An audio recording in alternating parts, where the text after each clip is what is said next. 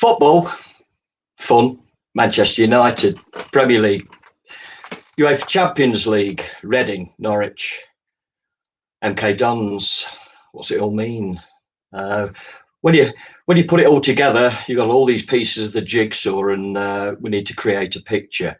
So to piece all that together on today's show, Sporting Denver, we send out a warm Colorado Sporting Denver welcome to Luke Chadwick. Luke, welcome to the show, mate. Thank you, Richie. Great to be here. Yeah. So we've got jigsaw pieces, mate. So at the top end, Football Fun Factory. I love it. Can you tell us about the philosophy and the background of that program, Luke? So the Football Fun Factory, as the name would suggest, is around making football fun. How football should be. I think everyone would agree with that. So we have programs for children, boys and girls of all abilities from ages 2 to 12 years old. And it's just all around trying to make football fun, something they love doing, trying to really fester a love of this wonderful game that we all do love so much. It's around using football as a vehicle to develop really positive life skills like teamwork, communication, sportsmanship, where we'll celebrate that sort of thing just as much as we'll celebrate a fantastic goal or a fantastic piece of skill. So it's really trying to use football as such a positive thing as it can be. And it's a real rewarding role working within the Football Fun Factory, because a lot of the time you're the first coach for a little 2 or 3 year old boy and girl. You're the first voice they hear in football, and it's your responsibility to make that first experience an incredible one and something they want to go and do again and again and again. So in a nutshell, that's what the Football Fun Factory is all about. I know it's grown over a period of time. Who started it, Luke, and when, mate? When did it all begin?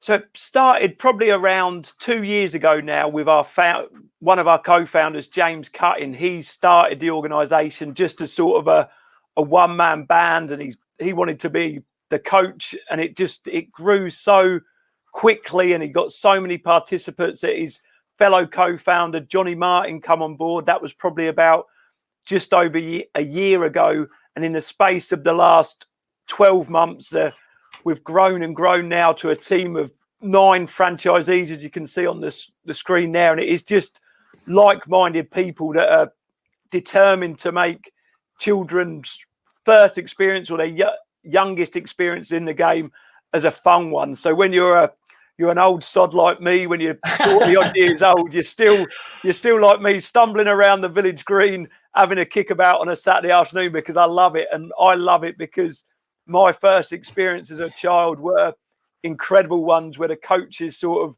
encouraged me to enjoy the game that much. And it's stripping it all back to what it should be, just something fun.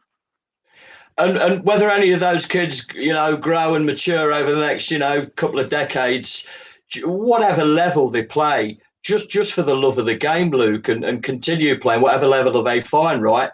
And the foundations you set. Is that the goal as well, Exactly, Richie, exactly. We're not running a development program or anything like that. We're not attached to any professional football club. We're all about whatever level, whatever ability is inclusive to all. So we just want, whether you're an incredible footballer or you've just started playing and you just do it because you enjoy it, we want to make sure that everyone gets the same attention. It's not about the gifted and talented players that get the attention. This is inclusive to all, and it's a model where it's just as much about as developing human qualities as it is about developing incredible football skills. So at what point did you come in on this? You say it's been running a couple of years, Luke. When were you approached, and how did that evolve, mate? So I've been involved as a franchisee for more or less 12 months now, just about touching a year. I got involved.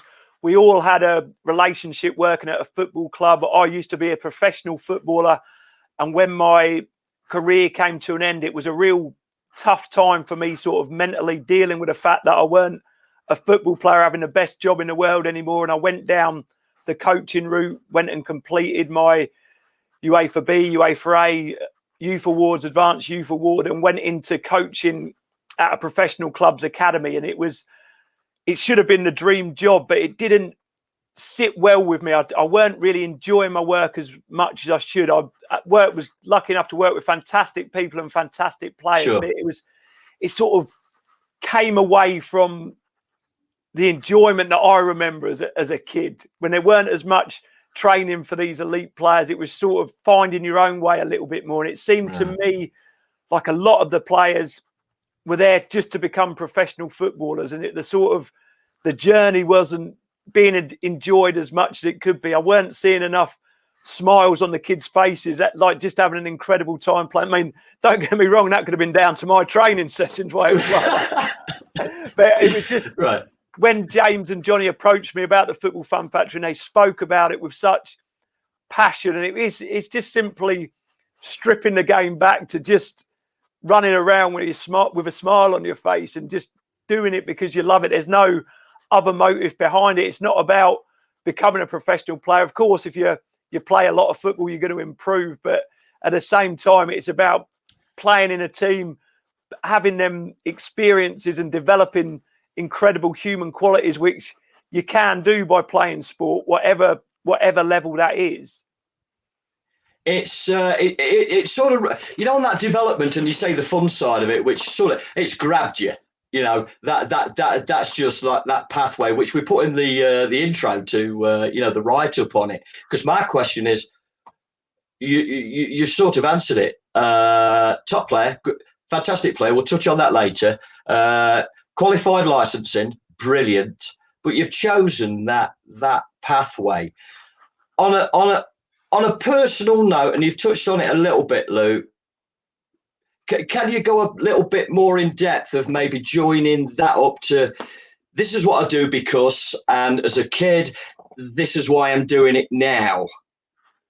Yeah, I think that, like, I remember my first experiences of playing football. I come from a tiny little village in the south of Cambridge, not exactly a hotbed of footballers. Not many footballers come from there, but I remember probably 5-6 years old, just playing in the back garden with my elder brother and my dad. And all I can remember of it is fun, just enjoying it, just charging around all over with a smile on my face. And obviously it got more serious, and I went and became a professional footballer.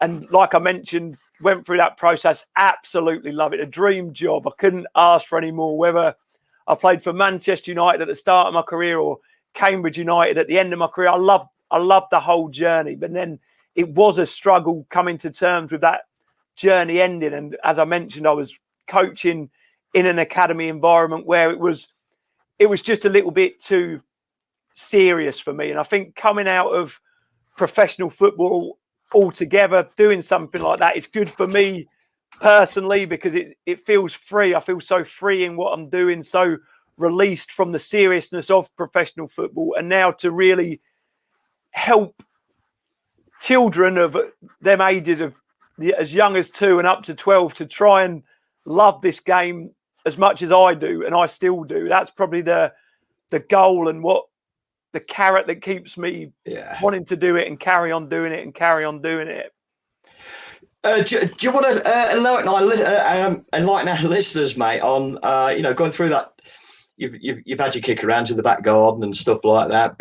Broke a few windows, mate. I know I did. When was that first interest in maybe the outside sources of clubs, professional clubs, coming in and have a look at you?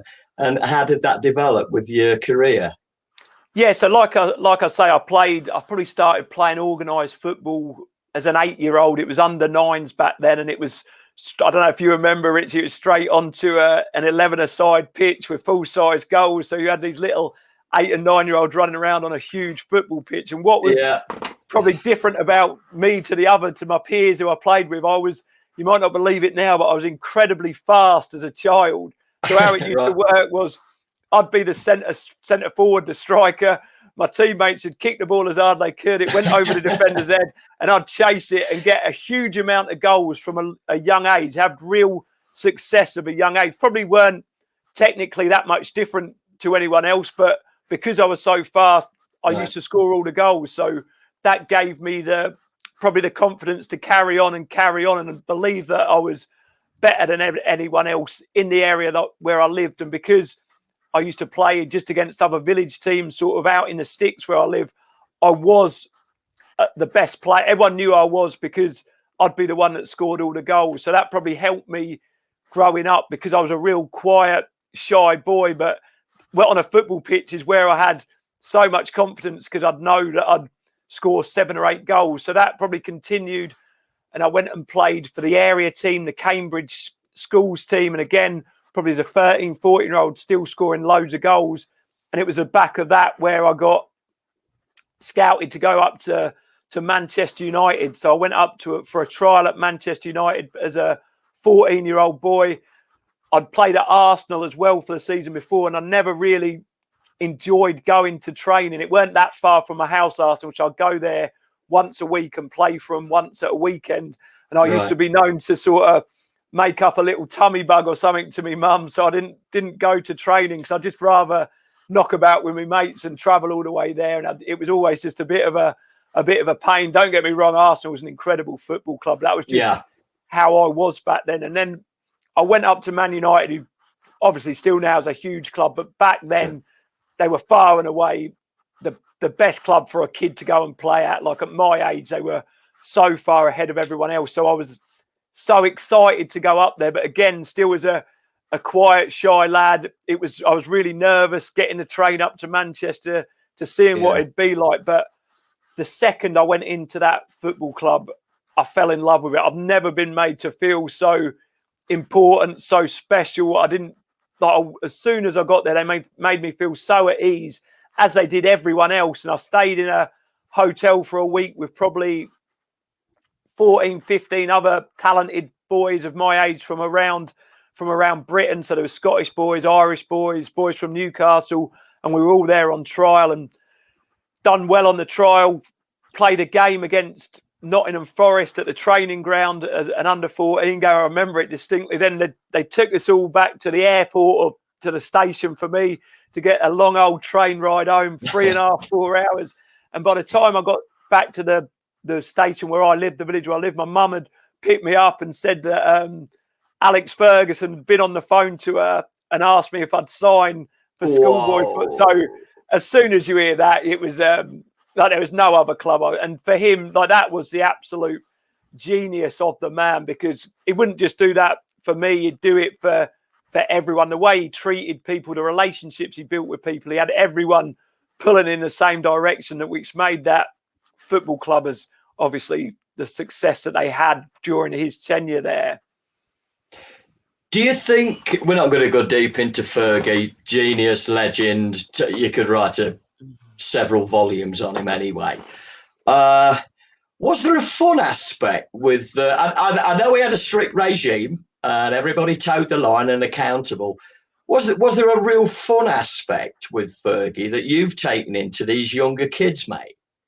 I think it was always, obviously it was a huge organisation where success was expected. To win every game was the minimum, but he had a way of taking the pressure off. What I would say, as a kid going up there as a under 14, under 15, what struck me so much was how happy every single coach was, how happy they were to be working for Manchester United, how happy they were to see you every time. It's like their long lost son come home after a couple of years. That always struck me so much, the way you were greeted, the way, how special that you were made feel, the enthusiasm that them coaches showed in the School of Excellence, the academy. And it sort of rubbed off on you, and I think it's rubbed off on me over the years, seeing or learning from the best organisation in the world, in my opinion, when it comes to football, particularly them academy football players that they produce there. And that's probably where this sort of fun, and I always treated football as fun. It never really turned into a job for me. There was obviously huge highs but massive lows throughout a long career, but it was never really, and I'm reminded of this a lot, never really a proper job. I've not at your level. I've been involved in football for a long time. They don't need to know this, but my dad always used to say, bless him, son, you could have had to actually work for a living at some stage in your life. So I get that, bless him. Hey, a couple of pointers on you. There's probably many, Luke, but a couple of standout moments while you was at Man U, mate. A couple of things, whether they be on the field or off the field, Luke. I think on the field, I was lucky enough to score a couple of goals there. So I scored a goal against Leeds United, which is a big derby against Man United, and I scored a goal. And I remember it. I always think about it to this day because Ole Gunnar Solskjaer, who was obviously the manager there now, he took the shot. And Nigel Martin, I don't know if your viewers all know Nigel Martin. He was a very, very good goalkeeper, but it was quite a weak shot from Ollie. And somehow he spilt it right in front of me. And I remember my eyes just lighting up thinking, I can't even miss this one. And I'm probably about 3 yards away from the goal. And I just tapped it in and then just ran off like an absolute lunatic. Which was obviously a huge memory for me. I think off the pitch, I had my struggles at times. Obviously a lot in the press recently about the way I was sort of perceived or treated in certain sections of the media, which I found really tough. Probably the toughest thing was sort of, as I've mentioned a fair few times now, coming from a tiny little village where the most exciting thing that sort of happens is the church fete every year, where it's completely different moving up to Manchester, and that whole probably the size of playing for Manchester United and being sort of perceived in a negative way because of my appearance and the way I looked. I found that really hard, and I really struggled with the sort of the fame that came with playing for a club of the size and stature of Manchester United.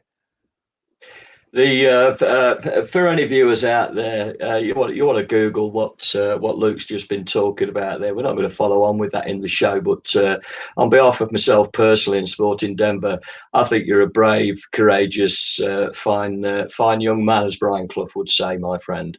Thanks very much, Richie.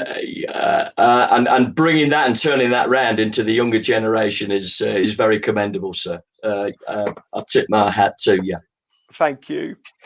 Moving out of Man United and throughout a couple of other clubs, how did you find that? With all due respect, again, top clubs, they are fantastic, well organised clubs, brilliant people, and fans. Was there a little drop off, or was that passion still there for you, Luke? Yeah, nothing sort of changed really for me. I think I went on loan to Belgium in Antwerp before I broke into the first team at Man United, which was an incredible experience. And then I came back, and for a whole, more or less a whole season, I was in and around the squad and had a good season the year that I was part of the team that won the Premier League. The season after that, I sort of slipped away a little bit, suffered from a few injuries. I think the outstanding quality that I always had, and the outstanding quality that meant I had games at Man United, any sort of game, was because I had real pace, like electric pace, where I could run with the ball really well at high speed. I think after I came back from a couple of injuries, I maybe lost a little bit of that. And without that, I didn't have enough to stay at a club like Man United. I didn't have what David Beckham had, where he had different assets of his game, where he could go and get the ball off the right back and ping a 75-yard through pass. Or I weren't as anywhere near Ryan Giggs' level. When he weren't getting joy out wide, he'd come and find little pockets inside. So after the sort of operations that I had on my groins and pelvis area, the man, Alex Ferguson, was completely honest with me and said, you've not got enough without the pace to have a career at Man United. And it's going to be really tough without that to have a career at the top level of the game. So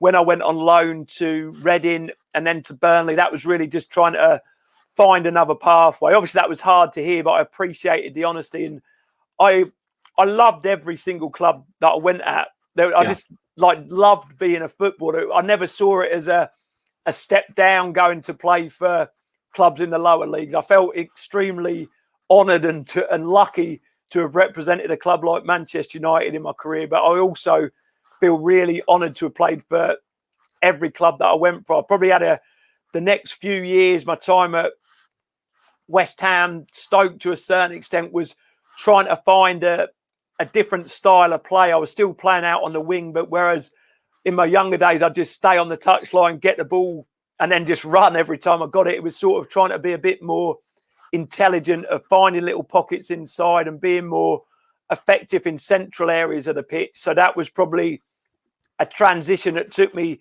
2, 3, 4 years to sort of finally be comfortable with and become probably a different player that I was as a real young kid at United. All of your experiences in the professional games, am I correct in saying over 500, Luke? Yeah, I'm surprised. I always thought I'm quite proud of that because I suffered a fair few injuries as well. So to have got to 500 was a good achievement for me. And to be fair, I've actually seen a couple of the goals on YouTube and a couple of really some belters, mate. So he had an eye for goal, even though one of them was a 3-yard tapping off Nigel Martin, mate. That was the best one as well. That was the most memorable one. Hey, when you tell your grandchildren that 3-yarder will turn out to a curler from 35 yards, mate, top corner. Yeah, you're right there. Yeah, we all do that, mate. There you go. Something I've got to ask you, with all that experience in the pro game and telling these stories, to adults is quite simple chit chat, two blokes like me and you.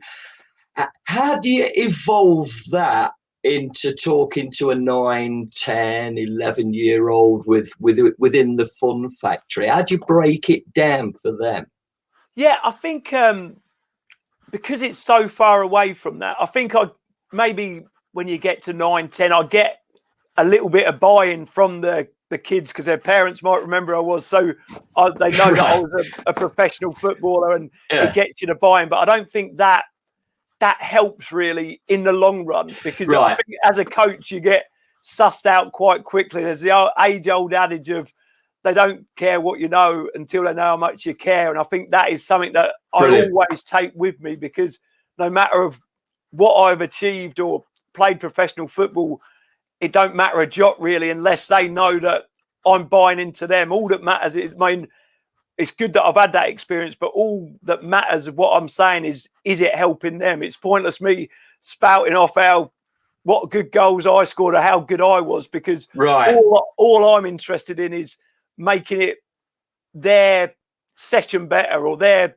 pathway better. I think it's different in the fun factory than it is in academy football, in terms of it is a bit more technical in some of the experiences I could pass on to the academy. This is more the life lessons that I learned at the fabulous organisations that I played for, that I can help these young kids with and hopefully pass on the positive lessons that I've learned over the years. On learning, you've obviously addressed that to say, I'm Luke Chadwick, 7-year-old kid. Who? Yeah. Okay. So we're in that zone. Not utilising that. What have you learned from those kids from B licence, A licence, working in an academy, and that cycle of I'm here for fun, but at the same time I want to develop you? What have you learned from those young kids, mate, that's taught you with your teaching methods? Yeah, I think what I've learned from the kids in terms of coaching is everything. Obviously, the coaching awards, the qualifications are fantastic, and it teaches you about. But I think it's more, when I started, I was useless.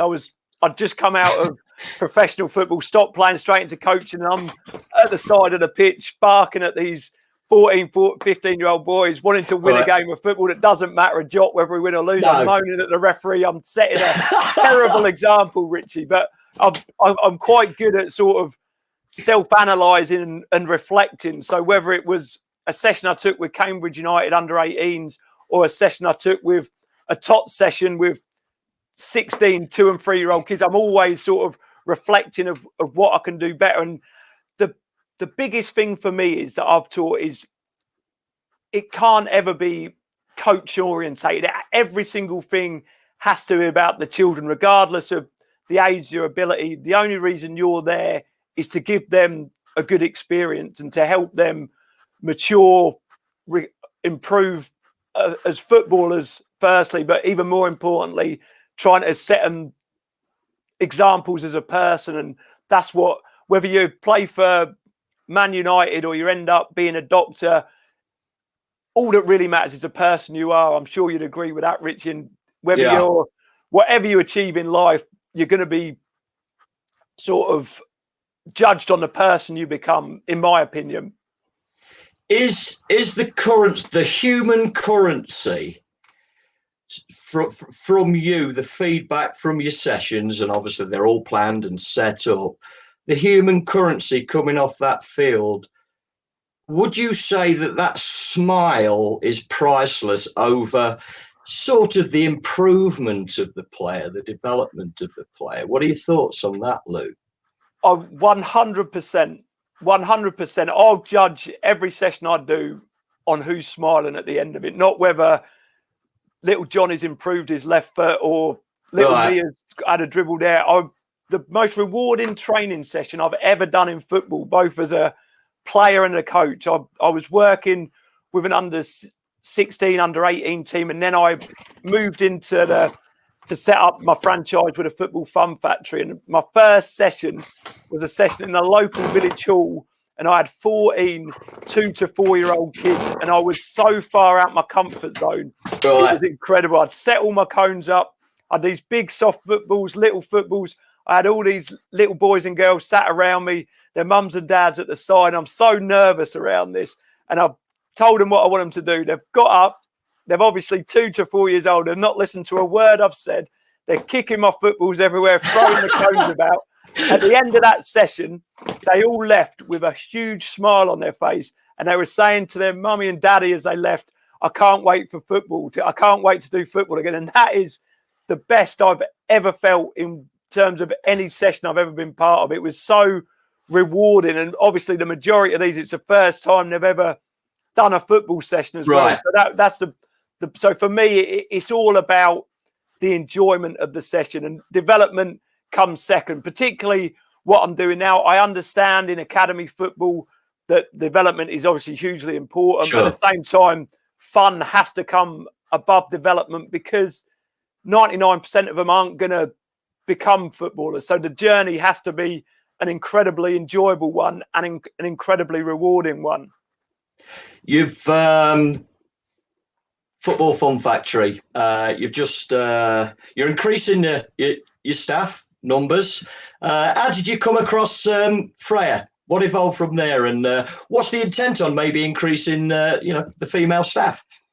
It's massive for us. We've run programs, like we say, we've got 9 franchisees at the moment, and we've just had Freya's just come on board, a fantastic female coach, our first one, which for us isn't good enough. We want as many female coaches as we have male coaches, because we haven't got huge participation. Probably 10 to 12% of our participants at the moment are little boys, and we want to be part of growing the girls game. We want as many girls on our programs as we do boys. So, but for us to be able to do that, we need incredible role models for the girls that are coming on. So we see Freya as just a start, and she is an absolutely wonderful coach, and she could be an incredible role model for the girls that are coming on board in our sessions, but at the same time, a massive role model for other female coaches that we hope will help increase our numbers, because we want a team of mixture of male and female coaches, because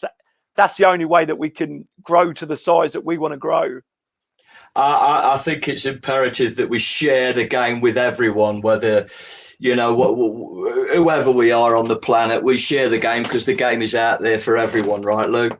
Oh, without a doubt, it's inclusive for all, and who cares if you're not very good to start? Who cares? Like, if you've got a smile on your face, you're running around, it's certainly better than what I bet my little lad's doing at the minute upstairs on them flipping Xboxes or whatever they are. So I'm going to ask you quick fire 5 questions, mate. So boom, boom, boom. A couple of people have done this. One of my mates that I asked these questions took about 15 minutes to answer. I had to cut him off, mate. So, but it was a great story. So if you've got a double-edged answer or anything like that, throw it out. But some curiosity with some followers that have asked me, say, hey, can you ask Luke this? I've got, yeah, sure. So first one, mate. Who's your team, mate? Who's your football team? Who do you support? I am a Cambridge United fan. Cambridge United are the reason that I became a footballer. I remember my old man taking me to my first game at the Abbey Stadium. I don't know if a lot of your viewers would even have heard of Cambridge United. Oh, they'll look it up, mate. I'll make sure they do. I went there as a 6-year-old boy, and it blew my mind. Just experiencing that atmosphere, see it being so close to the players. It just felt amazing. When I left the ground, I was on cloud 9 probably for about a week until I was asking my dad to take me again. And that I can't tell you how much it just blew my mind. It was incredible. And it's your local club. What did Big Ron? Was he manager there at some stage? Big Ron. He was there. That was a little bit before my time, but he was. I'll show my age, mate. All right. Yeah. Oh, that's brilliant. Cambridge United. My eldest son lives down near Cambridge, so I'm all over that, mate. Fantastic club. Your player growing up, Luke? Player growing up. So I'll tell you one. His name was Gary Clayton. So there's another one for you to Google. He was my favourite Cambridge United player, and I got a framed picture for Christmas. And it said on it, to Luke, Merry Christmas, Gary Clayton. And after that, he was my hero, absolute hero. My favourite player to watch was, and there weren't that much football on telly, so I used to rely on VHS videos back then. But as an Englishman, it pains me to say it a little bit after what he'd done, but it was Diego Maradona. The way that he dribbled the ball, you got rich. Yeah, I know, but the way he played, I just loved him. Outrageous legend, top player with the group like Pele and Beckenbauer. Brilliant. I'll give you that anyway. A couple of people have already told me that, so I'm geared up for that, mate. Hey, as a player, what boots did you wear? Boots. I wore most of my career. I wore Mizuno. They just seemed to fit my feet quite nicely. Lovely leather. And they, as I went down the leagues and didn't earn as much money, they lasted a lot longer, so I didn't have to buy myself a new pair. Mizuno, I'd have put. Oh dear. Oh yeah, brilliant. Your favourite stadium? It's a double-edged one, mate. Your favourite stadium you've played in? One. Your favourite stadium you've just gone there as a fan, whether it be a kid or an adult? Number 2. Right. So favourite player I've played in. That has got to be the Abbey Stadium, Cambridge United again. I know it's a bit of a strange one, but I can't tell you how obsessed I was with that club as a child, and to play in it years later, it was incredible. Stadium that I've been at as a fan would have been the New Camp. I was lucky enough to be there when Man United beat Bayern Munich with that last minute, 2 goals in the last minute, and it was absolute scenes there. All the youth team and all the staff were flown over to watch the game, so that was my favourite game that I was at to watch. That's the first time ever I've got the Abbey Stadium alongside the New Camp. I think that is absolutely brilliant. There's the Abbey, mate. Go on. There ain't that much difference. No, mate, that is tremendous. Hey, and the last one, Luke. What's your favourite food? I've been asked to ask these to all our guests anyway, and I do sometimes. What's your favourite food, mate? I like a steak, Richie, just an old school steak and chips, a few beans if I'm feeling adventurous with them as well. Are you a brown sauce man? No, I'm a ketchup man. My the old missus likes a brown sauce, but I just can't get into it. I'm a ketchup man. I'm HP bloke, so there we go. Hey, when I'm over there anyway, we'll have to have a steak, mate, and you bring your ketchup, and I'll bring me a bottle of HP, mate. A big thank you, Luke. What you're doing out there for the kids in the UK. Potentially globally at a later date. So I'll contact some of my US people and maybe hand them over, and you maybe exchange some ideas, Luke, with some people here in the US. Is that an option? Oh, without a doubt. Our massive ambition. We're humble enough to know we're a long way away at the moment. We want to be the biggest, best kids coaching organisation in the world. So the opportunity to speak to other people, to exchange ideas would be fantastic. All we're looking to do is build relationships with as many people as possible. So please send them in my direction, Richie. I'd love to chat. Absolutely. Luke, thank you. Double hat trick. Can you leave all our followers a message out there, and then we'll get off live. Thanks, mate. Thanks for having me, Richie. And my biggest bit of advice to anyone playing football is love what you're doing, regardless of what level you're playing at. Just enjoy it.